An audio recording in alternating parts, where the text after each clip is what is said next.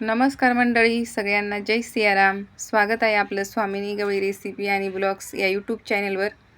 तर आज आपला हा आहे फर्स्ट ब्लॉग आणि आपल्या चॅनलवरती शेतीवाडी, गाव शिवार, थोडक्यात निसर्गाशी रिलेटेड व्हिडिओ असतील. परंतु आता उन्हाळी सुट्टी असल्यामुळे जास्तीत जास्त गावाकडचे व्हिडिओ येतील आणि त्यानंतर रेसिपीचे सुद्धा येतील. आणि आज आपल्याला आंबा उतरवायचा आहे. तर चला मग जाऊया. आणि इथे स्वामिनीच्या पप्पांनी एक बांबू घेतलेला आहे आणि ते झेला बनवत आहेत आंबे उतरवण्यासाठी. त्या बांबूला एक तारेचं सर्कल करून बांधून घेतलं आणि त्याला एक गोणी कापून आणि ते शिवून घेत आहेत. आणि यामध्ये अलगदपणे आपल्याला आंबे उतरवता येतील.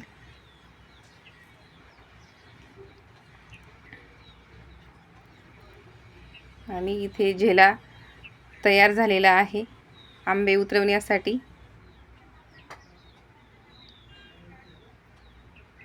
आणि ह्या आंब्यावरचे आंबे आपल्याला उतरवायचे आहेत.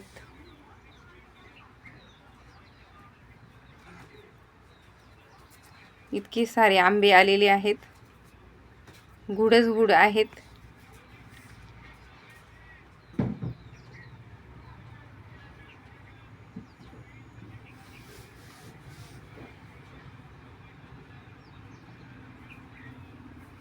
आणि वेदिकाने सुद्धा एक काठी आणलेली आहे आंबे तोडण्यासाठी. आणि इकडे आहे स्वामिनी आणि तिच्या पप्पांनी आता झेला घेतलेला आहे आणि आंबे तोडण्यासाठी सुरुवात केलेली आहे. खूप सारे आंबे आहेत.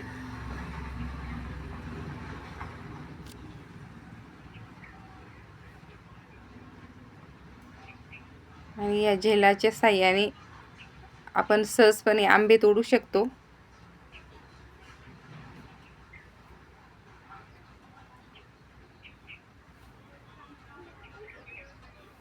खूप सारे घड आहेत, त्यामुळे आंबे तोडणं खूप सोपं होतं. पण काही परंतु त्यामधनं पडून जाता खाली.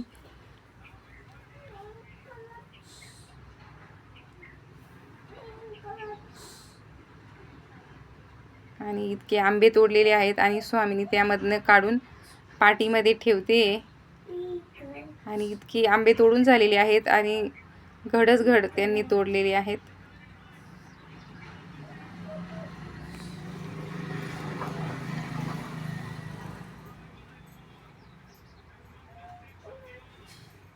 झेल्याने आंबे तोडल्यामुळे त्यांना मार लागत नाही, कारण खाली पडले तर ते फुटू शकतात आणि आंब्यांचं नुकसान होऊ शकतं. परंतु झेल्याने तोडल्यामुळे ते अलगदपणे त्या गोणीमध्ये येतात आणि सुरक्षितपणे राहतात. त्यांना कुठलंही नुकसान पोचत नाही. आणि इतके आंबे तोडलेले आहेत.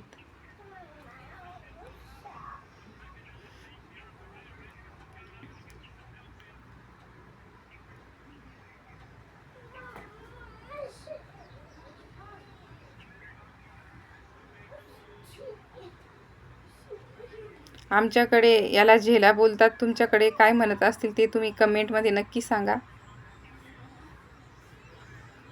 आणि स्वामिनी पटापट आंबे काढून पाटीमध्ये ठेवत आहे.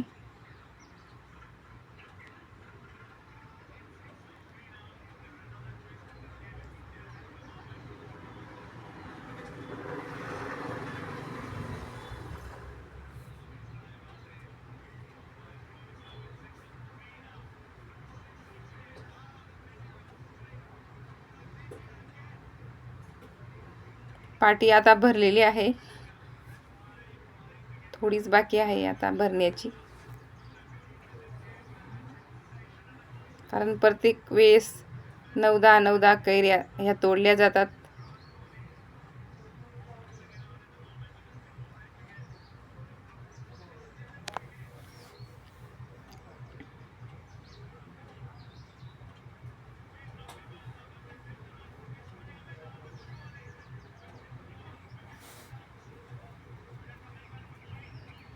आणि त्या फांदीला हिसका बसल्यामुळे किती हलते. आणि आंबेसुद्धा हलत आहेत.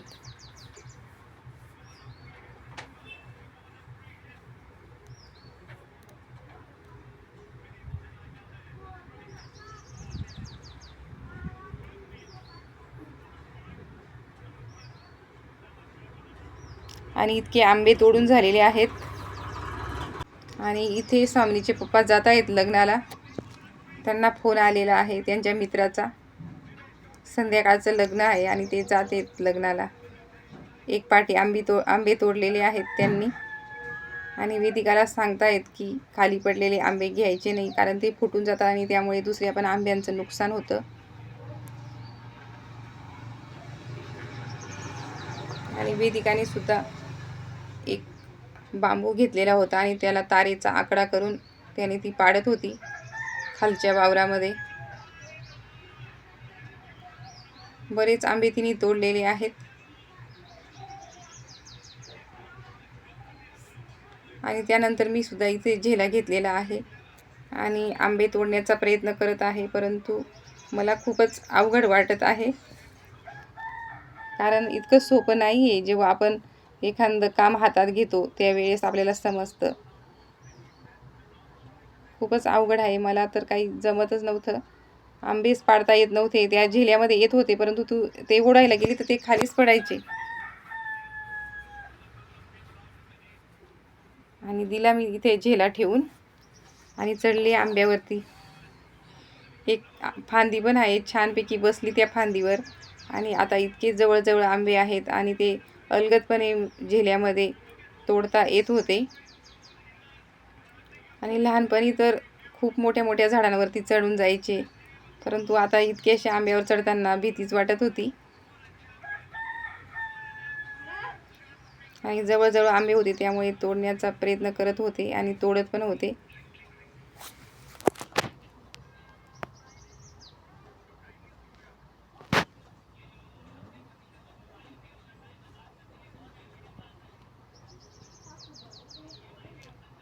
चार पाच कैऱ्या झेल्यामध्ये तोडल्यानंतर तो झेला खूपच जड होऊन जात होता. आणि आता झेला खाली दिलेला आहे.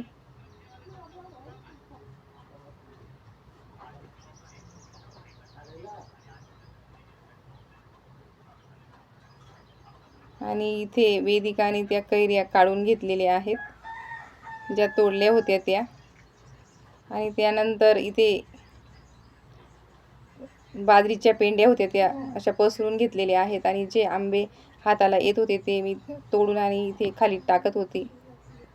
आणि आता खाली उतरून आलेली आहे. आणि आता स्वामिनीने पण काठी घेतलेली आणि ती सुद्धा ट्राय करत आहे, आंबे तोडत आहे.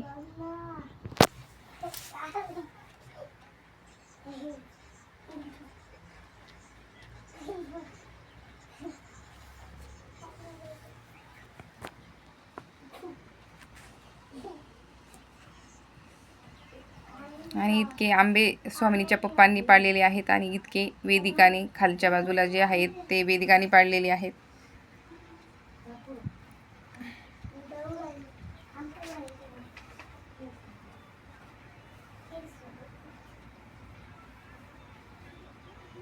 आणि इथे आहेत बाजरीचे कणस.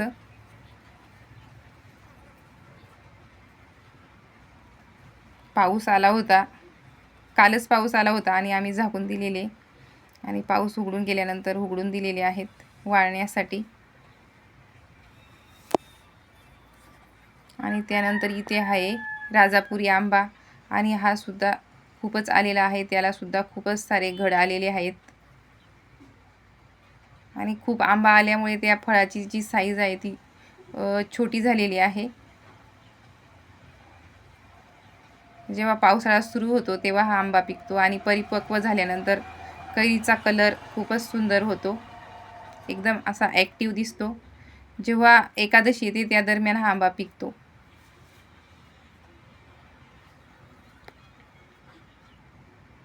आणि त्यानंतर जे आंबे तोडलेले होते ते आता जमा करायला सुरुवात झालेली आहे.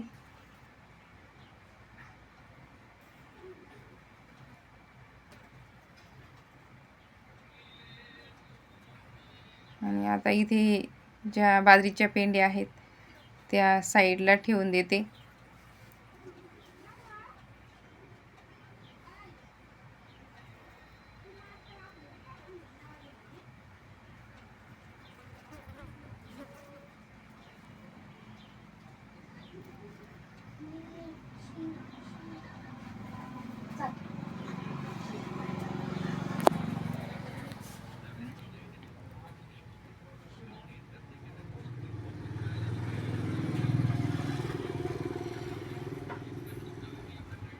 आणि आता पहिले जे खालचे आंबे आहेत ते जमा करून घेऊया.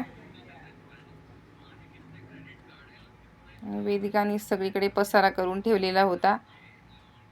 तिने तर असं काठीनेच खाली ओढून पाडले होते, परंतु इथं खाली माती होती त्यामुळे आंब्यांचं नुकसान तर नाही झालेलं.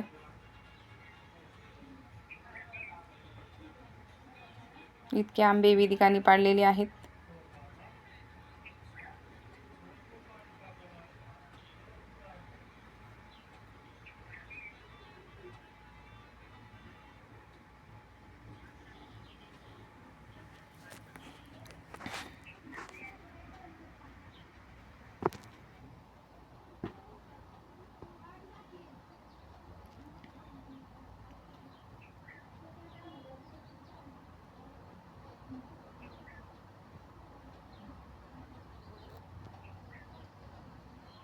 आणि इकडे तिकडे केळीची जास्त झाडं दिसत आहेत. खूप साऱ्या केळी आहेत बांधांवरती. आणि ही साक आहे.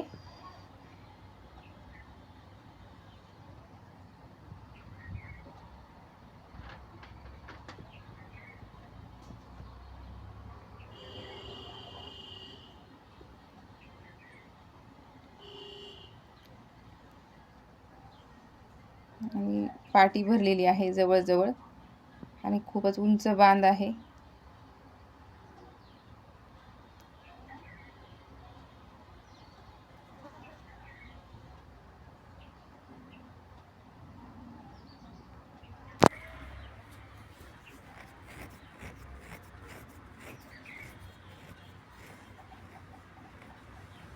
आणि जे इथं आंबे होते ते स्वामिनी आणि वेदिका जमा करत आहेत.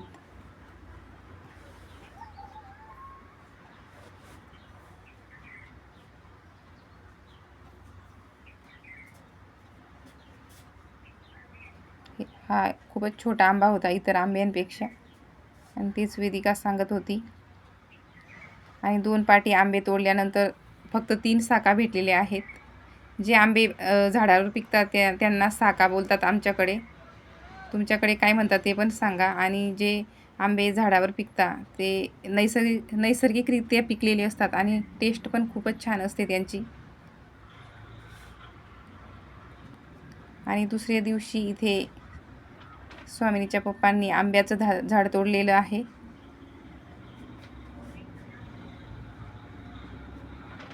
कारण ह्या आंब्याला आंबेच येत नव्हते, त्यामुळे ते झाड आता तोडून टाकलेलं आहे. आणि मी सुद्धा कुऱ्हाडीने तोडत होती, छोट्या छोट्या फांद्या करत होती.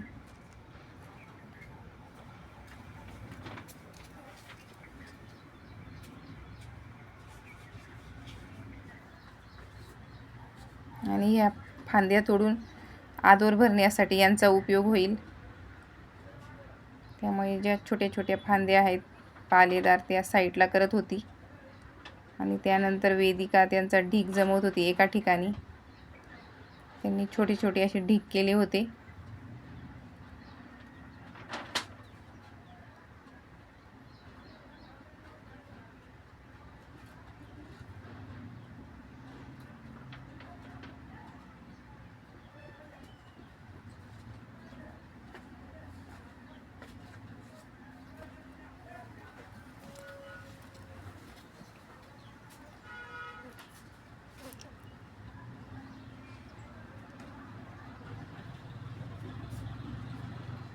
आणि कालच पाऊस येऊन गेलेला होता, त्यामुळे जे कालचं काम होतं ते आज करत होतो आम्ही.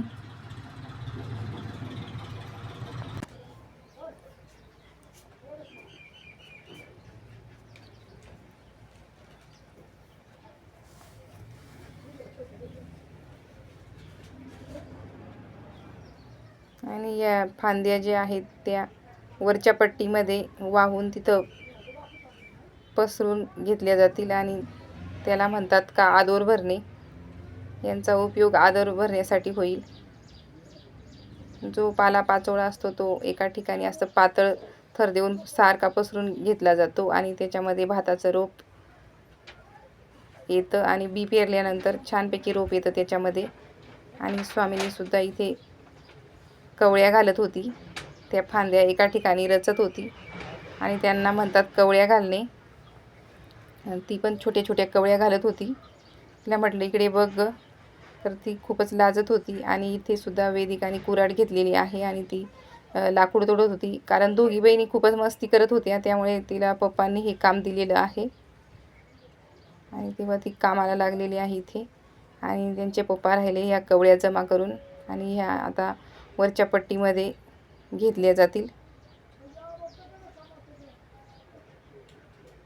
आणि खूपच अवघड रस्ता आहे, खूपच मोठे मोठे बांध आहेत. आणि ह्या पट्टीमध्ये इथे आदोर भरायचा आहे आणि अशा प्रकारे आदोर सारखा पसरून घेतलेला आहे. पालापाचोळा सारखा पसरून घेतलेला आहे जमिनीवरती.